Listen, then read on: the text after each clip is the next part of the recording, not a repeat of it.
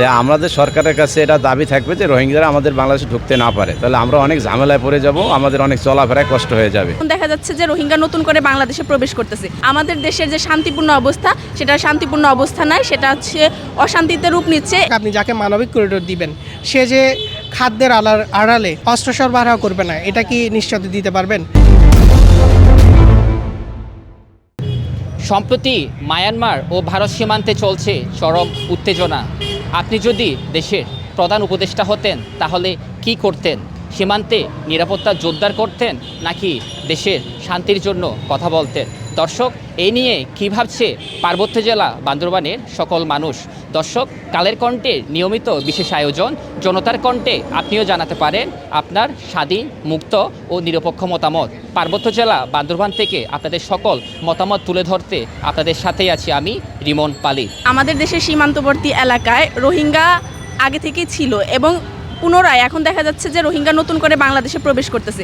এতে কি হচ্ছে, ওদের যেহেতু কোনো কর্মসংস্থান নাই, কর্মসংস্থান না থাকায় ওরা বিভিন্ন অপকর্ম, যেমন হচ্ছে ইয়াবা ব্যবসা বা চুরি, ডাকাতি, ছিনতাই এসবে জড়িয়ে পড়ছে।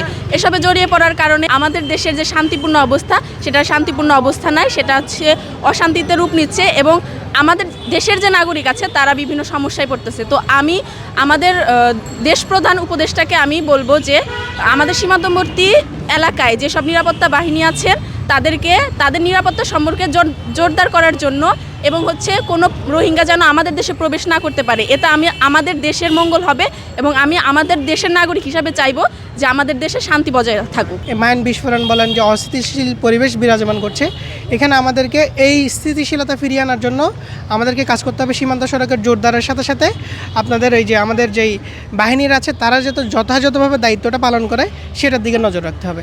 আর দ্বিতীয়ত হচ্ছে কি, কূটনৈতিক আলোচনা যে বিষয়টা, যেটা হচ্ছে আসলে পৃথিবীতে যুদ্ধ কখনো শান্তি আনতে পারে না। সবসময় আমরা দেখেছি যে কি শান্তি আলোচনায় বসেই কিন্তু সকল সমস্যা সমাধান করা যায়।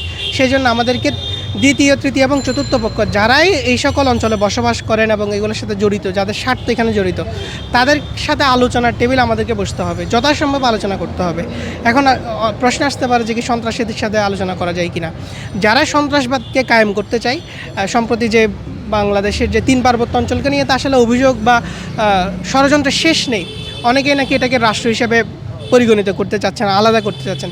আপনাদেরকে আরেকটা বিষয় বলি, সেটা হচ্ছে কি যে সম্প্রতি যেটা করিডোর দেওয়ার, মানবিক করিডোর দেওয়ার যে কথাবার্তাটা উঠে আসছে, এখন বিষয়টা হচ্ছে আপনি যাকে মানবিক করিডোর দিবেন, সে যে খাদ্যের আড়ালে অস্ত্র সরবরাহ করবে না, এটা কি নিশ্চয়তা দিতে পারবেন?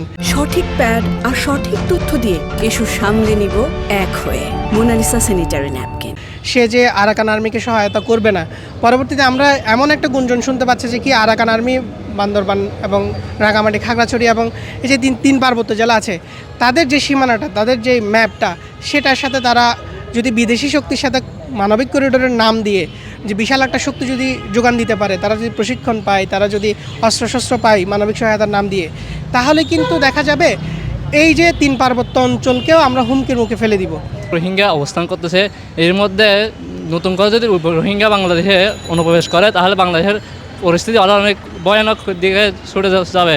কারণ বাংলাদেশে অনেক খেটে খাওয়া মানুষ অনেক কষ্টে আছে, এর মধ্যে আরও ওদেরকে লালন পালন করা, এদেরকে খাওয়ার ব্যবস্থা করা বাংলাদেশে অনেক কষ্টসাধ্য হয়ে যাচ্ছে।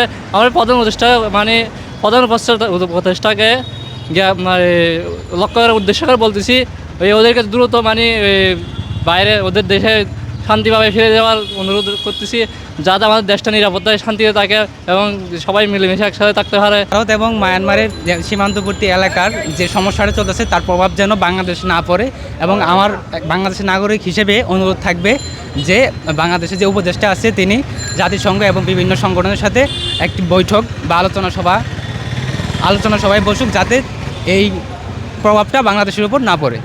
বাংলাদেশ, মায়ানমার এবং ভারত পাকিস্তান যে যুদ্ধ চলতেছে, যে কোনো পরিস্থিতিতে আমাদের বাংলাদেশেও সেরকম পরিস্থিতি তৈরি হতে পারে। এই মায়ানমার সীমান্তে যেই বারবার চোরাচালান হচ্ছে, মাইন বিস্ফোরণে মানুষের পাওয়ারে যাচ্ছে, সেগুলো নিয়ে যদি সরকার যদি চায় আমাদের এই 3 পার্বত্য জেলার মধ্যে বেশিরভাগ হয়ে থাকে, তাহলে আমাদের প্রধান উপদেষ্টা ডক্টর ইউনূস যদি চায় এই সীমান্তের যে সড়কগুলো সেগুলো যদি নিরাপদ করে দেয় আমাদের জন্য ভালো হবে, এবং সীমান্তে যে টহল জোরদার দিলে আমাদের সীমান্তগুলো অনেক রক্ষা হবে।